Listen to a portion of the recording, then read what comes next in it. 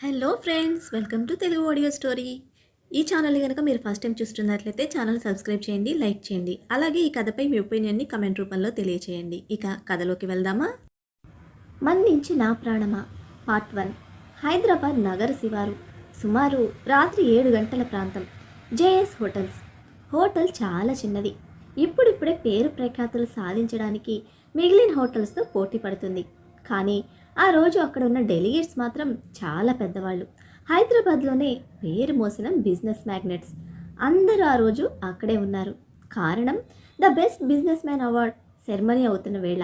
Award function ceremony start అవుతూ ఉంటే అప్పుడే రాయల్గా అక్కడికి ఎంటర్ అయ్యాడు జ్వలంత్ శ్రీముఖ్. ఎందరో కలల రాకుమారుడు. పెళ్ళైన ఆడవాళ్ళు, పెళ్ళి కాని ఆడవాళ్ళు కూడా ఎప్పుడెప్పుడు తనతో మాట్లాడదామా, తనతో పరిచయం పెంచుకుందామా అని ఎదురు చూసేంత అందం. అందంతో పాటు డబ్బు. ఆ డబ్బు తీసుకుని వచ్చిన మదం. Born with golden spoon. So మనుషులంటే లెక్కలేదు, అమ్మాయిలంటే అస్సలే లేదు. వాళ్ళు తనకు అవసరానికి ఉపయోగపడే ఆట వస్తువులు. ప్రతి అమ్మాయి తన దగ్గరికి ఐదర్ డబ్బు కోసమైనా వెళ్తుంది, ఆర్ తన అందం చూసి ఆ అందానికి పడిపోయైనా వెళ్తుంది. అలాంటి హాట్ జ్వలంత్ శ్రీముఖ్ ఎంటర్ అవ్వగానే అక్కడున్న ప్రతి ఒక్క మగాడి చూపు, ఆడవాళ్ళ చూపుతో సహా అతని మీదే పడింది. పెళ్ళైన ఆడవాళ్ళు కూడా అతని ఒక మన్మధుడిలా చూస్తూ ఉంటే వాళ్ళ భర్తలేమో, వీడొచ్చాడు, ఇక మా పెళ్ళాల చూపు మా దగ్గర ఎందుకుంటుంది, వీడి మీదే నిలుస్తుంది అని అనుకున్నారు. అలాంటి జ్వలంత్ శ్రీముఖ్ వెనకాల ఇంకొక అమ్మాయి లోపలికి వచ్చింది. అక్కడ ఉన్న ప్రతి ఒక్కరికి తెలుసు ఆ అమ్మాయి తన ఫియాన్సీ శ్రాఘవి అని. వాళ్ళిద్దరూ పెళ్లి చేసుకోబోతున్నారని. 1 నైట్ స్టాండ్ తీసుకునే జ్వలంత్ అలా ఒక అమ్మాయిని పెళ్లి చేసుకోవడం వాళ్లకు కూడా విచిత్రంగానే ఉంది. కానీ అక్కడ ఉన్న ప్రతి ఒక్కరికి తెలిసిన మరొక విషయం, ఆ అమ్మాయి జ్వలంత్ కంటే రిచ్ అయిన సమంత్ భరద్వాజ్ కూతురు. అందుకే తను అమ్మాయిని 1 నైట్ స్టాండ్కి యూజ్ చేసుకోక శ్రాఘవి పెట్టిన పెళ్లి ప్రపోజల్కి హ్యాపీగా యాక్సెప్ట్ చేశాడు. అలా వీళ్ళిద్దరూ హాల్లోకి అడుగు పెట్టగానే అమ్మాయిల చూపులు అతని మీద, అలాంటి అబ్బాయిల చూపులు శ్రాఘవి మీద నిలిచాయి. కానీ వాళ్ళెవ్వరినీ పట్టించుకోకుండా వీళ్ళిద్దరూ డైరెక్ట్గా వెళ్ళి వాళ్ళకి కేటాయించిన స్థానంలో కూర్చున్నారు. ఆ తర్వాత ఆ కాన్ఫరెన్స్ హాల్ను ఒకసారి పూర్తిగా పరీక్షించి చూడగా అది చాలా చిన్నగా కనపడింది. అలాగే ఊరు పేరు లేని హోటల్ అని చూడగానే అర్థమవుతుంది. ఇంతవరకు పెద్దగా పేరు కూడా లేదు ఆ హోటల్కి. అలాంటి హోటల్లో ఇంత పెద్ద ఈవెంట్ను ఆర్గనైజ్ చేయడానికి గల కారణం అసలు అక్కడ ఉన్న ఎవ్వరికీ అర్థం కాలేదు. అంతలో బిజినెస్ అసోసియేషన్ అధ్యక్షుడు వచ్చేసి స్టేజ్ మీదకు వెళ్ళి, good evening ladies and gentlemen, welcome to the event. మొదటగా మీ అందరిలో నాకు కనబడుతున్నది ఒకే ఒక్క సందేహం. హైదరాబాద్లో ఇన్ని పెద్ద హోటల్స్ ఉండగా ఇప్పుడిప్పుడే డెవలప్ అవుతున్న నగర శివార్లో ఉన్న ఈ హోటల్లో ఈవెంట్ ఆర్గనైజ్ చేయడానికి కారణం ఏంటి, అంతే కదా అని అడగ్గా అవును అన్నట్టుగా అందరూ తలలు ఊపడంతో హహహ అని నవ్వి, ఏం లేదు, ఈ హోటల్ ఓనర్ నా దగ్గరికి వచ్చి ఈసారి బిజినెస్ మీట్ను ఇక్కడ అరేంజ్ చేయమని ప్రతిమిలాడింది. మన ఒక్కరోజు ఈవెంట్ మనీ తన కొడుక్కి 1 సంవత్సరం చదువుకి ఉపయోగపడుతుంది అని చెప్పింది. మనకు హైఫై హోటల్స్లో ఉండే ప్రతి ఫెసిలిటీ ఇస్తానని ప్రామిస్ చేసింది. అందుకే ఒక పెద్ద హోటల్కి రెగ్యులర్ కస్టమర్ అయి వాళ్ళ ఇన్కమ్ని పెంచే బదులు ఒక బాబు ఎడ్యుకేషన్కి సపోర్ట్ చేస్తున్నట్టు అవుతుందని నేను ఒప్పుకున్నాను. దీనికి మీరందరూ కూడా ఒప్పుకుంటారని అనుకుంటున్నాను అని అనగానే అక్కడ ఉన్న అందరూ ముక్త కంఠంతో అలాగే అని ఒప్పుకోగా జ్వలంత్కి మాత్రం తిక్కరేగింది. God damn, such an annoying. వాడెవడో ఎడ్యుకేషన్ కోసం ఇంత పెద్ద ఈవెంట్ను ఇలా స్పాయిల్ చేస్తారా? నాకు చెప్పుంటే వాడు చదువుకయ్యే మొత్తం నేనే భిక్షంగా వేసేవాడిని కదా అని పక్కనే ఉన్న శ్రాఘవితో అన్నాడు. తను అడుక్కోవడం లేదు నువ్వు భిక్షం వేయడానికి, బిజినెస్ చేస్తుంది. తను మీ అసోసియేషన్ హెడ్ దగ్గరికి వెళ్ళి డబ్బులు ఇవ్వమని అడగలేదు, బిజినెస్ ఇవ్వమని అడిగింది. మీన్స్ తనకు చాలా సెల్ఫ్ రెస్పెక్ట్ ఉంటుంది. అలాంటి వాళ్ళు నీ డబ్బుకు పడిపోరులే అని అంది శ్రాఘవి. ఇంపాసిబుల్, ఈ ప్రపంచంలో డబ్బుకు పడని వాళ్ళు ఎవ్వరూ ఉండరు అని శ్రీముఖ్ అంటూ ఉండగానే ఫంక్షన్ స్టార్ట్ అయింది.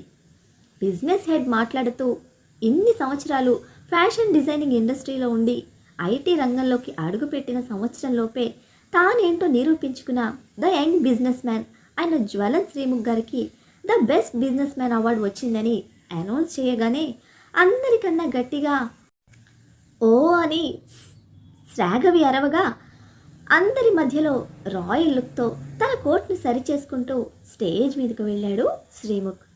అందరి మధ్య అవార్డు అందుకొని అది తనకు అసలు మ్యాటరే కాదు అన్నట్టుగా థ్యాంక్ యూ అని ఒక మాట చెప్పి కిందకి దిగేశాడు. తర్వాత మిగతా అవార్డులన్నీ అనౌన్స్ చేయగా మెల్లగా పార్టీ స్టార్ట్ అయింది. అక్కడ ఉన్న అందరూ ప్రతి డిష్ని పొగుడుకుంటూ హ్యాపీగా భోజనం చేశారు. తర్వాత అందరూ వెళ్ళిపోతున్న సమయంలో బిజినెస్ హెడ్ అందరినీ ఒక దగ్గర గ్యాదర్ చేసి hope you all like the dishes అని అనగా అందరూ అవును అని అన్నారు. అయితే మీకు ఒక విషయం చెప్పాలి, ఈ డిషెస్ అన్నీ ప్రిపేర్ చేసింది ఈ హోటల్ ఓనర్. తను ఇక్కడే షెఫ్గా కూడా చేస్తోంది. ఒకసారి మీ అందరికీ తనను పరిచయం చేయాలి అని అనుకుంటున్నాను అంటూ కాస్త పక్కకు చూడగా కాటన్ చుడీదార్లో సింపుల్గా నడిచి వచ్చింది ఆరాధ్య కీర్తి. అందరూ తనను చూసి ఏ మందం అని అనుకోకుండా ఉండలేకపోయారు. ఒక చిన్న హోటల్ ఓనర్ను అంత పెద్దవాళ్ళందరికీ పరిచయం చేస్తున్న బిజినెస్ హెడ్ను తిట్టడానికి అటువైపు చూసిన శ్రీముఖ్ ఆరాధ్య కనపడగానే తన చేతిలో గ్లాస్ కింద పడిపోయింది. అలా పడిపోవడంతో అందరితో పాటు ఆరాధ్య అటువైపు చూడగా అక్కడ శ్రీముఖ్ కనపడగానే అలాగే షాక్ అయ్యి నిలబడింది. జ్వలంత్ అసలు ఇక్కడికి వస్తాడని ఆరాధ్య కాస్త కూడా ఎక్స్పెక్ట్ చేయలేదు. ఎందుకంటే ఆరాధ్యకు తెలిసి అసలు శ్రీముఖ్ ఐటీ బిజినెస్ రంగంలోకి వచ్చాడని కూడా కాస్త కూడా తనకి ఐడియా లేదు. తెలిసుంటే అసలు ఈ బిజినెస్ మీట్ ఇక్కడ ఏర్పాటు చేయమని హెడ్ను రిక్వెస్ట్ చేయమనేదే కాదు. 5 సంవత్సరాల నుండి సమాజానికి దూరంగా బ్రతుకుతున్న తనకు అసలు ఏం జరుగుతుందో కాస్త కూడా అవగాహన లేకపోవడంతో తన మీద తనకే జాలి వేసింది.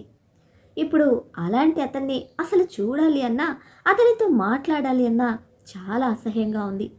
ఇలా అనుకుంటూ ఉండగానే సరిగ్గా దాదాపు ఓ 5 సంవత్సరాల బాబు అమ్మా అనుకుంటూ ఆరాధ్య దగ్గరికి రావడంతో బాబును ఎవరో అక్కడి నుంచి ఎత్తుకు వెళ్తున్నట్టు తన నుండి తన కొడుకుని దూరం చేస్తున్నట్టుగా గట్టిగా తనలో పొదువుకొని భయంగా జ్వలంత్ వైపు చూస్తోంది. జ్వలంత్ మాత్రం ఆశ్చర్యంగా బాబును ఆరాధ్యను చూస్తూ ఎవరి బాబు, అప్పుడే రాబర్ట్కి దీనికి బాబు కూడా పుట్టాడా, అలాంటప్పుడు బాబు చదువు కోసం అని అనడం ఏంటి, అంటే రాబర్ట్ కూడా దీన్ని వదిలేశాడా, ఇలా ఎమోషనల్గా ఫుల్గా ఉంటే వదిలేయక ఇంకేం చేస్తారు, నెత్తిన పెట్టుకొని ఊరేగారు కదా అనుకుంటూ ఆ బాబుని చూడడం కోసం బాబు మొహం చూడాలి అని అనుకోగా మొహం కనిపించకుండా బాబుని ఎత్తుకుంది ఆరాధ్య. బై ద వే తన పేరు చెప్పడం మర్చిపోయాను, షీఈస్ ఆరాధ్య కీర్తి అని చెప్పి హాయ్ బాబు అంటూ ఆ బిజినెస్ అసోసియేషన్ హెడ్ అనగానే బాబు మరొక వైపుకి తిరిగాడు, తన ఫేస్ అందరికీ కనపడేలా. అంతే, ఈసారి జ్వలంతో పాటు శ్రాగవి కూడా అలాగే బిక్క చచ్చిపోయింది. ఆ అబ్బాయిలో జ్వలంత్ పోలికలు, అలాగే జ్వలంత్ వాళ్ళ నాన్నగారి పోలికలు వాళ్ళిద్దరికీ గుర్తొచ్చినట్టు కనపడుతున్నాయి. ఎందుకంటే జ్వలంత్ను ఎన్నోసార్లు వాళ్ళ మమ్మీ అనింది, నీకు మీ డాడీ పోలికలు మాత్రమే వచ్చాయి, మీ నాన్నగారి బుద్ధులు మాత్రం రాలేదు, ఆయన బుద్ధులు వచ్చి ఉంటే చాలా బాగుండేది. ఆయన ప్రతి మనిషికి విలువిస్తారు, ఆడదాన్ని ఒక దేవతగా చూస్తారు, కానీ నువ్వు మాత్రం ఆయనకు విరుద్ధంగా మనుషులకు కాకుండా డబ్బుకు మాత్రమే విలువిస్తావు, ఆడదాన్ని ఆట వస్తువుగా చూస్తున్నావు అంటూ ఆవిడ కొడుకుని అనని రోజులు లేవు. అలాంటి ఆ అబ్బాయిని చూసినా తనకైతే అసలు పెద్ద షాకింగ్గా ఉంది. ఈవెన్ శ్రాగవికి కూడా.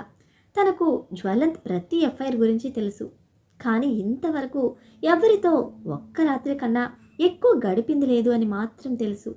అంతేకాదు ఒకానొక టైంలో ఆరాధ్య తనతో పాటు ఉంది అన్న విషయం కూడా తెలుసు, కానీ అది కూడా అందరి రిలేషన్ లాగానే.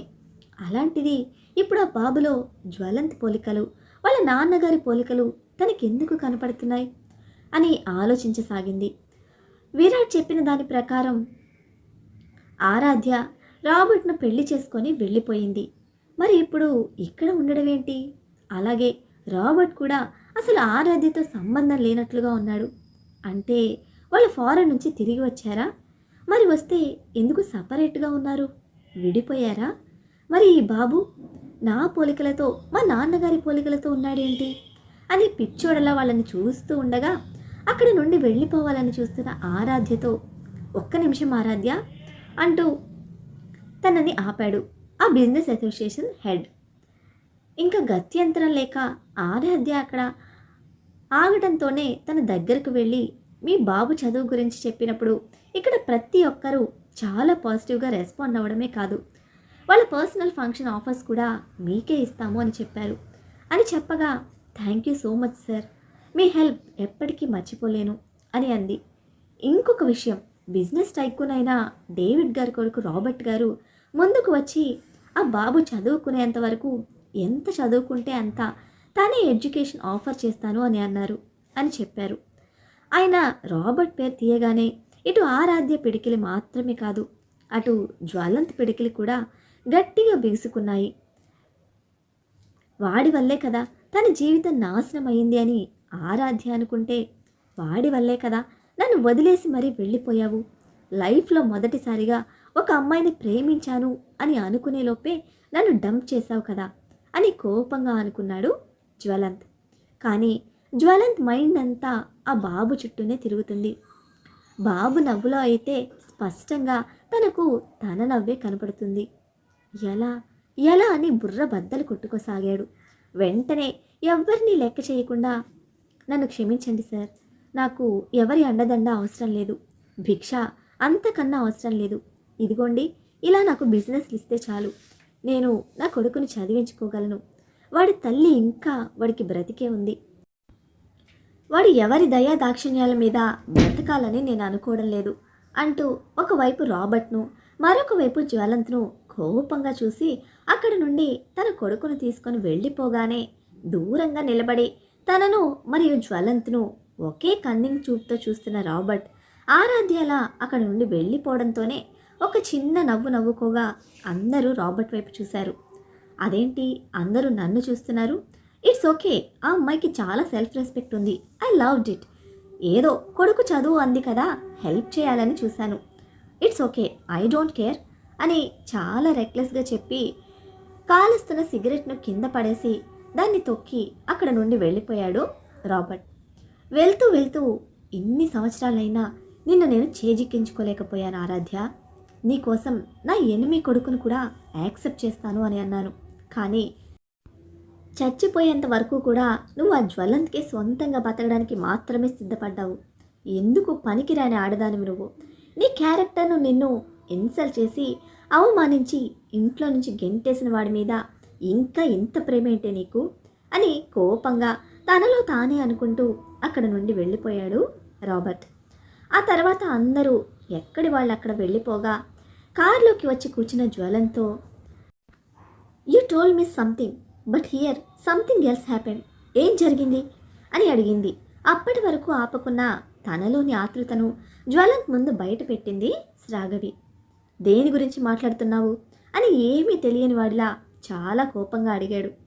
అప్పట్లో నువ్వు ఇష్టపడిన ఆరాధ్యనే తన కదా అని అడగ్గా జ్వలంత్ సైలెంట్ అవ్వడంతో, తను నిన్ను మోసం చేసి వెళ్ళిపోయి ఆ రాబర్ట్ గారిని పెళ్లి చేసుకుంది అని అనుకున్నావు కదా, వాడికి వైఫై ఫారిన్లో సెటిల్ అయింది అని అనుకున్నావు కదా, ఇప్పుడేం జరుగుతోంది? అండ్ ఆ బాబులో అచ్చు నీ పోలికలు స్పష్టంగా కనపడుతున్నాయి, మీ డాడీ పోలికలు కూడా కనపడుతున్నాయి, వాట్స్ రాంగ్ అని అడగ్గా అప్పటికే కోపంగా ఉన్న జ్వలంత్ ఇంకా కోపడుతూ, నాకు తెలిసింది నేను నీకు చెప్పాను, నేను నిన్ను మోసం చేయాలని అస్సలు అనుకోలేదు, even I don't know what's happening behind me, నాకు తెలిసిన ప్రతి విషయం నీకు చెప్పాను, ఇప్పుడు నీకు తెలిసింది కదా, ఏం చేసుకుంటావో చేసుకో నువ్వు, I don't care even if you go away from me, from my life, but listen, I never ever cheat on somebody అని అనడంతో, వాట్ డూ యూ మీన్, అంటే అతని కొడుకు అని అంటున్నావా, లేక ఆ బాబు నీ కొడుకు కాదు అంటున్నావా, లేదా ఆ విషయం నీకు తెలియదు అంటున్నావా అని పొగరుగా అడిగింది శ్రాగవి. ఐ రియల్లీ డోంట్ నో అంటూ గట్టిగా అరుస్తూ హార్న్ని గట్టిగా కొట్టడంతో హారన్ గట్టిగా సౌండ్ చేయగా ఆ కోపానికి సైలెంట్ అయిపోయింది శ్రాగవి. అతను 2 నిమిషాల తర్వాత తేరుకొని I want to talk to that bitch. I can't still believe this without knowing the truth అని అన్నాడు. నన్నెందుకు అడుగుతున్నావు? మాట్లాడాలి అనుకుంటే మాట్లాడు, ఇంటికి తెచ్చుకోవాలి అనుకుంటే తెచ్చుకో. I don't care, I'm leaving now అంటూ కారు దిగి ఎవరికో కాల్ చేసి అక్కడి నుండి బయటకు నడిచింది శ్రాగవి. తను వెళ్ళడంతోనే కారు దిగి లోపలికి వెళ్ళాడు జ్వలంత్. తను లోపలికి వెళ్ళేసరికి అక్కడ ఈవెంట్ జరిగిన ప్రదేశాన్ని వేరే వాళ్ళతో క్లీన్ చేయిస్తూ ఆరాధ్య కనపడగా, బాబు మాత్రం అక్కడ కూర్చొని వేళ్ల మెటికలు విరుస్తూ కనపడ్డాడు. ఈసారి ఇంకా జ్వలంత్కైతే కళ్ళు తిరిగినట్లు అనిపించింది. ఎందుకంటే అది తన హ్యాబిట్. బోర్ కొట్టినప్పుడు, ఎవరైనా పని చేసేటప్పుడు, చూస్తున్నప్పుడు అలా మెటికలు విరవడం తనకు అలవాటు. చిన్నప్పటి నుంచి ఈ అలవాటు మంచిది కాదు అని తల్లి ఎన్నిసార్లు తిట్టిందో, ఎన్నిసార్లు మాన్పించాలి అని చూసిందో. కానీ తన తల్లి వల్ల కాలేదు. ఇప్పుడు తన కళ్ళ ముందు బాబు అలా మెటికలు విరుస్తూ ఉంటే బాబుని అలా చూస్తూ నిలబడ్డాడు. కాసేపటికి ఆరాధ్య జ్వలంత్ని చూడకుండా పని మీద లోపలికి వెళ్తూ, అన్ను I will come back in 5 minutes, అల్లరి చేయకుండా కూర్చోనాన్నా అని చెప్పి లోపలికి వెళ్ళిపోగా, అడుగు వేసుకుంటూ ఆ అబ్బాయి దగ్గరికి వెళ్ళి బాబు ఎదురుగా నిలబడగా జ్వలంత్ని చూసి చిన్న స్మైల్ విసిరాడు బాబు. జ్వలంత్ కూడా ఆ అబ్బాయికి చిన్న స్మైల్ ఇచ్చి ఆ బాబు పక్కన కూర్చొని వాట్ ఈజ్ యువర్ నేమ్ అని అడిగాడు. అసలు తన బిహేవియర్ తనకే విచిత్రంగా ఉంది. తనకు పిల్లలంటేనే అసహ్యం, పిల్లని చూడాలి అంటేనే ఇష్టం ఉండదు.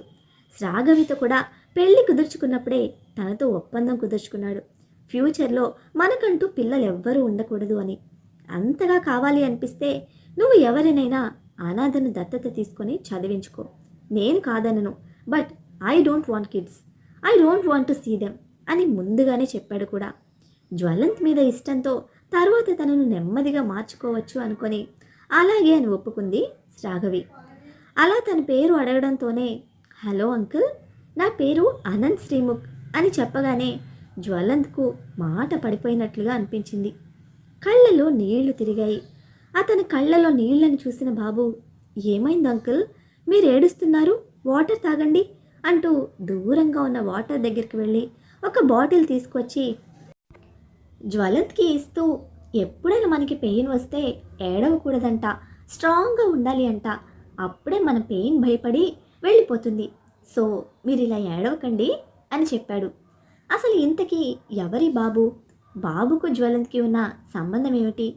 ఆరాధ్య రాబర్ట్ని పెళ్లి చేసుకుంటే బాబులో జ్వలంత్ పోలికలు ఎందుకున్నాయి?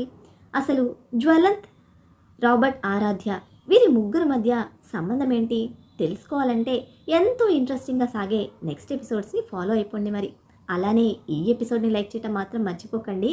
మీ అందరూ నా ప్రాణమ కోసం చాలా ఈగర్గా వెయిట్ చేస్తున్నారని తెలుసండి. బట్ రైటర్ గారి హెల్త్ అప్సెట్ అవడం వల్ల రాయడం కాస్త లేట్ అవుతుంది. ఈ స్టోరీ కొన్ని ఎపిసోడ్స్ అయిపోగానే ఆల్టర్నేటివ్ డేస్ నా ప్రాణమ కూడా స్టార్ట్ అవుతుంది.